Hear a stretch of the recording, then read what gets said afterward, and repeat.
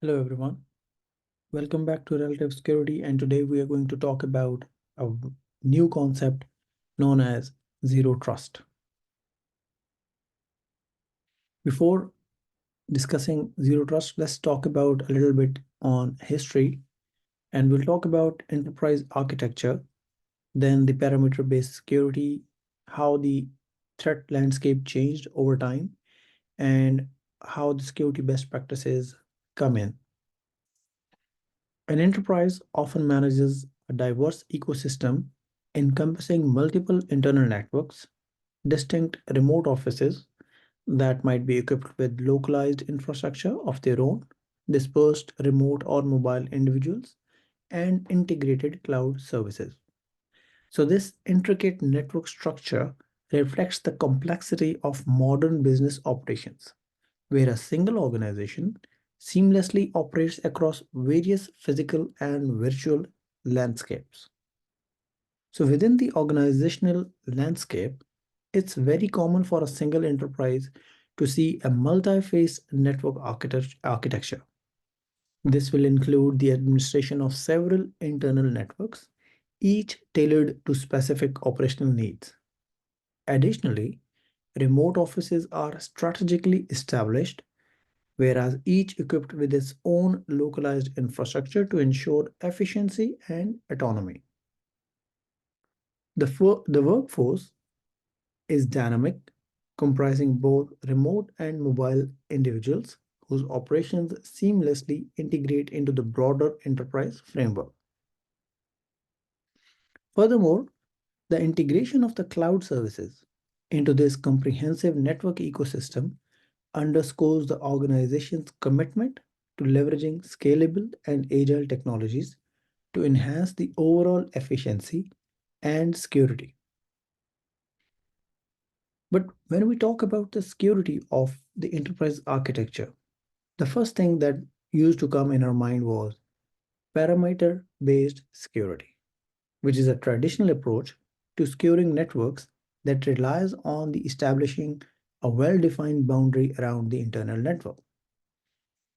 So the basic idea behind the parameter-based security is to create a strong defense at the network parameter to prevent unauthorized access.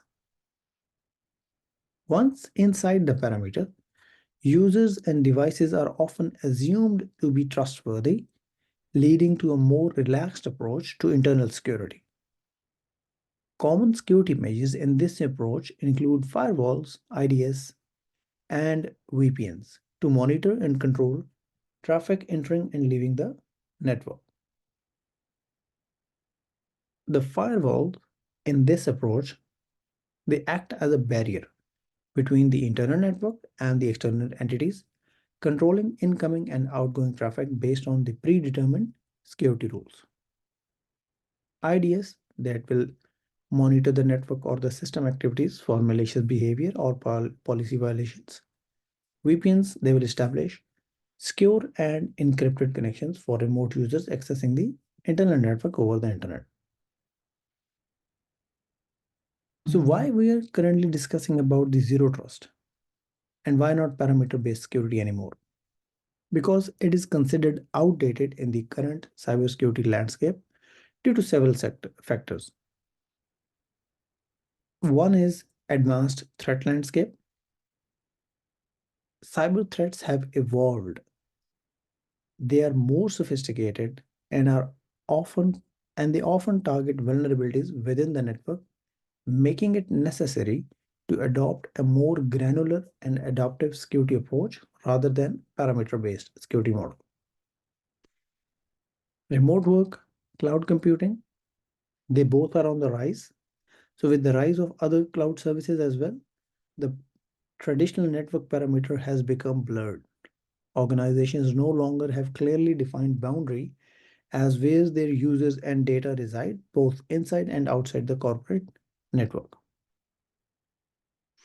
As we were talking about the sophisticated cyber threat landscape, it is very imperative now to acknowledge the contemporary cyber threats that have evolved that have evolved into highly sophisticated and targeted forms of attacks. For example, advanced persistent threats. They are, in particular, they exemplify this evolution by strategically exploiting vulnerabilities within the organizational networks. So, organizations now must transition from traditional broad stroke security measures to a more granular and adaptive security approach. Because the traditional security measures, no matter how secure we think or we thought about it, it will now struggle to defend against advanced threats such as targeted attacks, zero-day exploits, and sophisticated malwares. And then we have the security best practices that we have to take care of, that we should work on to add into our zero trust model or any other model that we use for security of our organizations. Let's talk a little bit about the threats that we are talking about. Because under a parameter-based security model, these attacks are made possible due to inherent limitations that focus on securing the network boundary, and it does not focus on the internal networks as much as it should. For example, lateral movement. Parameter security typically assumes that threats are external. It is on the defensive side for any attacks generating from the external side. So they often neglect the potential for the lateral movement within the network. For example, an attacker gains initial access to a workstation, then uses the compromised credentials or exploit vulnerabilities within the network to move horizontally and accessing more critical systems. In this approach, the traditional parameter-based security model won't work. The next is privilege escalation. Once inside the network, traditional security measures will not effectively monitor or restrict privilege escalation. Parameter defenses will not thoroughly monitor internal traffic, which will allow attackers to exfiltrate sensitive data undetected. Because an insider threat or a compromised device sends confidential files outside the network, bypassing the parameter security measures. When it comes to malware propagation, since internal networks are all trusted, traditional antivirus solutions may not detect sophisticated malwares, allowing it to propagate within the network. Since we talked about the trust relationships, so the trust relationship between internal systems will not be scrutinized, which provides additional opportunities for abuse of that trust. Exploiting those trust relationships between a compromised server and a trusted domain controller, an attacker can gain unauthorized access to the critical systems. So once somebody is inside the network, the trusted administrative tools are within the access of the adversaries, which can be used without any restrictions.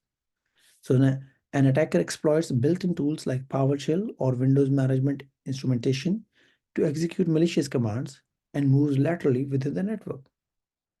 So all these limitations and threats for parameter-based security compel us to talk about another new trust model or a security model, which is zero trust. So basically, it's a security paradigm that is focused on resource protection within the premises that the trust is never granted implicitly. When we are talking about a resource, it could be anything. It could be your system, it could be a printer, it could be a network device, or it could be a user even. Zero Trust will provide a collection of concepts and ideas designed to minimize uncertainty in enforcing accurate, least privilege, per request access decisions in information systems and services in the face of a network viewed as compromised. So basically, what zero trust is doing is any access to any of the resource within the network will be provided based on the least privilege principle, and every access decision will be taken on a per transaction basis. Once the trust is granted, it's not for always, it will not be for the entire day or entire period of time the user is connected. No, it will be revalidated again and again per request for any service or any other, whatever service the user or any machine wants to use. So to understand the concept of zero trust, we will discuss a little bit about the tenets of zero trust. So the first one is the all data sources and computing services are considered resources. This is what we discussed just a moment ago when we were talking about the definition of zero trust. So main objective of this is to highlight the diversity of devices within a network and potential functions that they serve. In the context of an enterprise employing a zero trust model, personally owned devices may be considered resources if they have the ability to access the organization's resources. I mean, all the devices that already belong to an organization, they are resources. And if there are any guest machines or like vendors connecting to the organization's network, they will all be considered as resources. So this underscores the dynamic and inclusive nature of a modern network architecture where devices, regardless of their class or ownership, they are subject to scrutiny and may play distinct roles in the overall functionality of the network within a zero trust security framework. Second tenet would be the all communication is secured regardless of network location. So in the parameter based security model, network location was of a critical importance. However, in this, it is not.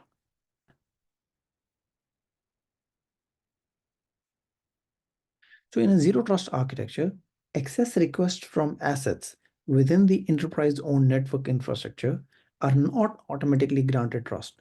Instead, they must meet the same stringent security measures as access requests originating from any other non-enterprise owned network.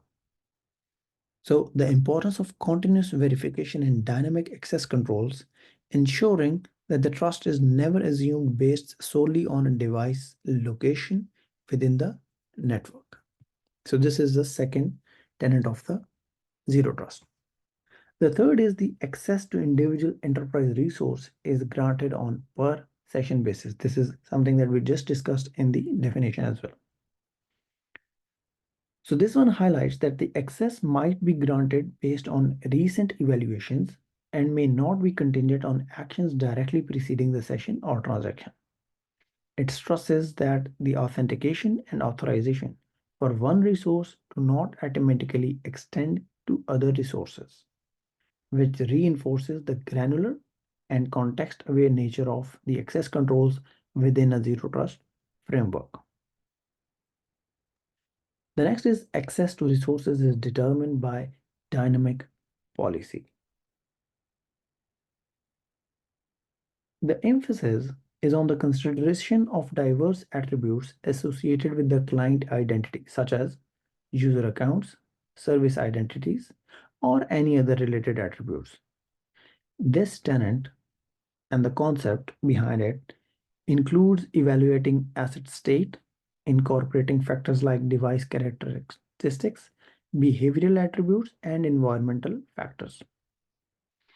There will be dynamic policies which will be established based on these attributes to define the access rules within the consideration of business needs and risk levels.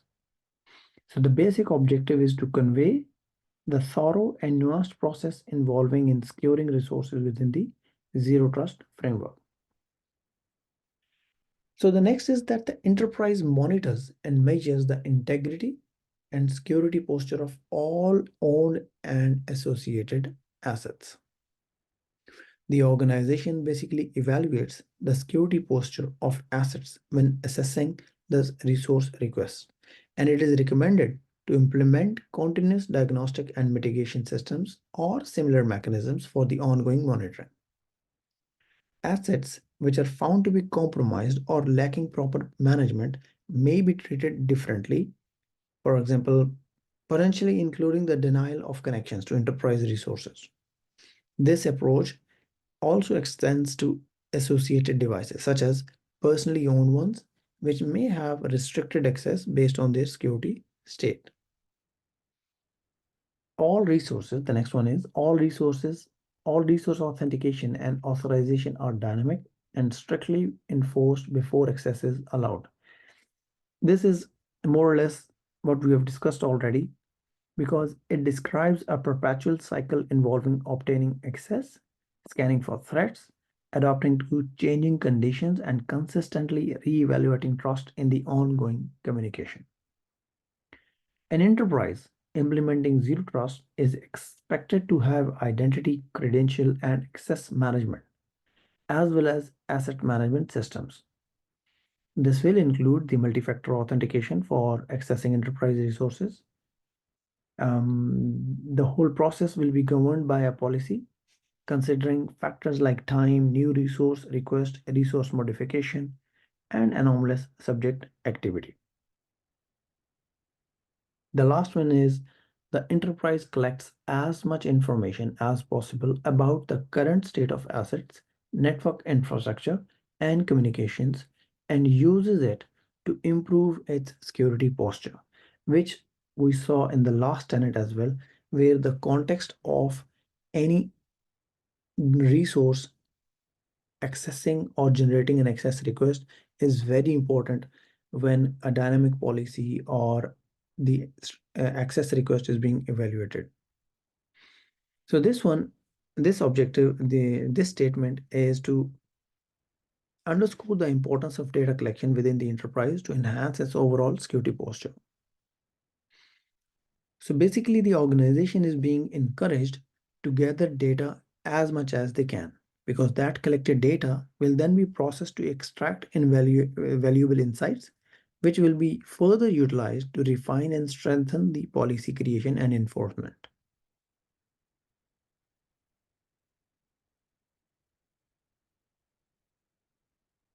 Now let's talk about zero trust network. There are a few assumptions that are mentioned here, which will be considered as something that will be inherent when talking about the zero trust network. For example, the entire enterprise private network is not considered an implicit trust zone. Assets should operate under the assumption of a potential attacker's presence, and the communication should prioritize secure methods, including authentication and encryption. Simple as that. Not a single asset, not a single resource will be considered trusted. Devices on the network may not be owned or configurable by the enterprise. Any device which is connected to a network cannot be considered organizational owned, and it should not be considered that this is a trusted device. Visitors, contracted services, or some organizations have these bring your own device policies. They may introduce non-enterprise owned assets which require network access. So in summary, we will be considering all the devices that are connected to the network as not trusted, which brings to our third point that no resource is inherently trusted. Continual evaluation is required for every session, and enterprise-owned devices may have additional authentication artifacts surpassing subject credentials alone. Not all enterprise resources are enterprise owned infrastructure, which we already discussed. Remote enterprise subjects and assets cannot fully trust their local network connections. So remote enterprise subjects, they should assume hostility in local non-enterprise owned networks. Assets over there should assume monitoring and potential modification of all traffic. Authentication, authorization, and secure communication are very crucial when it comes to remote enterprise subjects and assets. Assets and workflows moving between enterprise and non-enterprise infrastructure should have consistent security policy and posture. Basically, the assets and workflows moving between the enterprise and non-enterprise infrastructure should adhere to a consistent security policy, which should be maintained during transitions between enterprise and non-enterprise owned environments, and it will apply to devices moving between different networks and workloads migrating between on-premises data centers and non-enterprise cloud instances. So these are the different assumptions that have to be kept in mind when defining a zero trust network.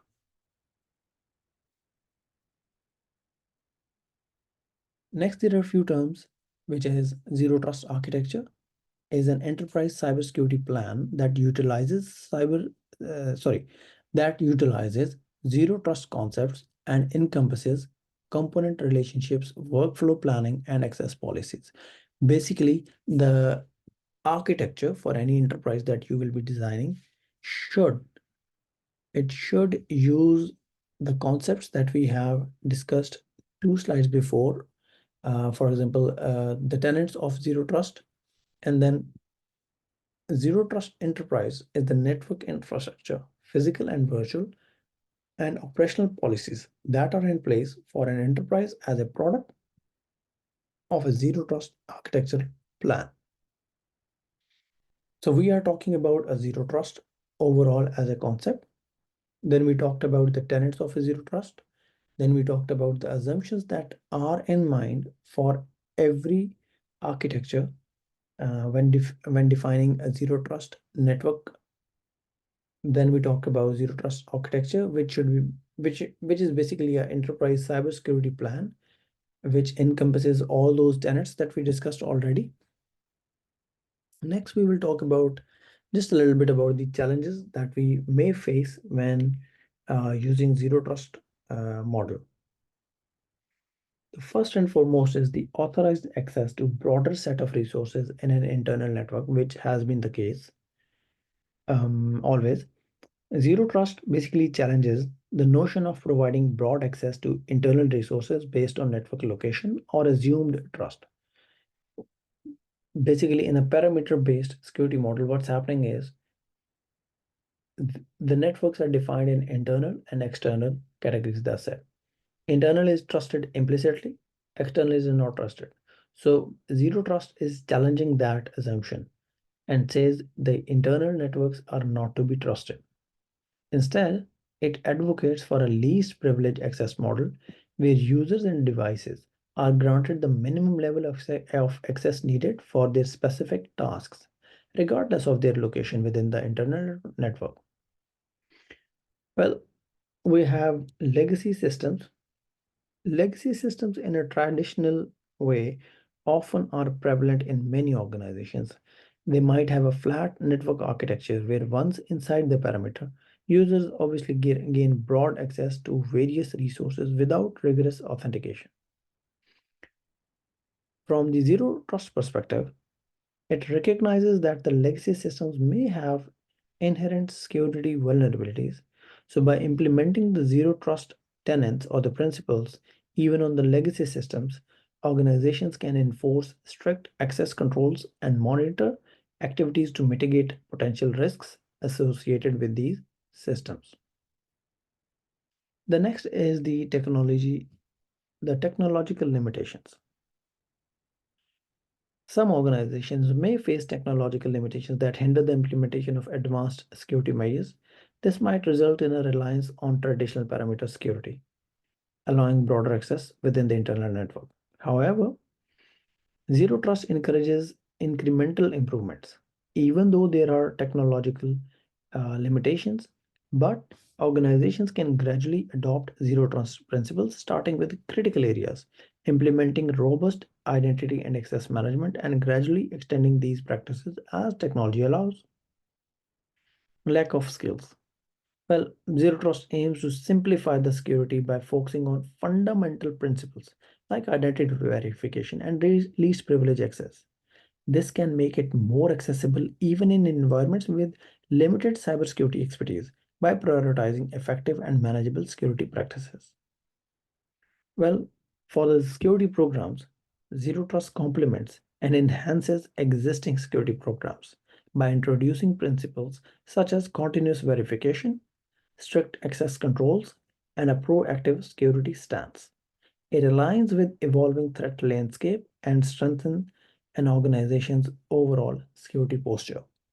So basically, if you see the zero trust security model does not replace anything. It basically encourages addition of certain principles such as continuous verification and the ones that we talked before in your own security program to improve the security posture of your organization overall. That's about it from the zero trust security model perspective. If you have any questions, don't hesitate to leave a comment on in the comment section. And thank you so much for your time. Don't forget to subscribe, like, and share this video.